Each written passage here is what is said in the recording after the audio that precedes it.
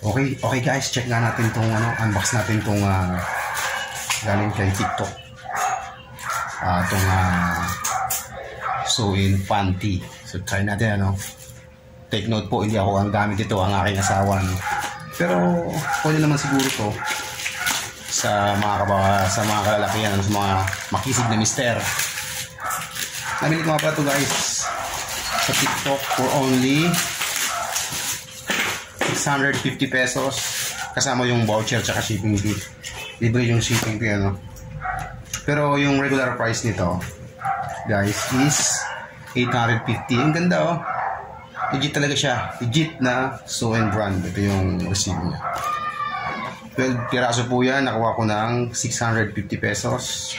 Legit siya So cotton, check natin, ganda, size large to. Pwede rin to sa mga daddy kasi napaka flexible tsaka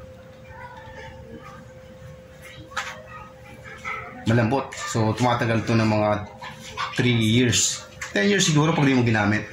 Joke lang. So ayun guys, just check out down below sa yellow basket ko kung gusto nyo kumuha ng ganito. Si Sew-in brand, the cotton panty. 12 pieces, okay? 1, 2, 3, 4, 5, 6, 7, 8, 9, 10, 11. Yun, 12 na ipit.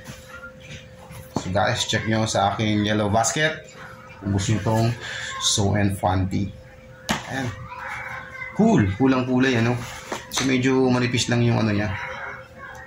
Manipis yung garter. Pero maganda to dahil napaka-presko.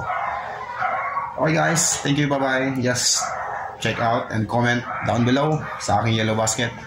Babu!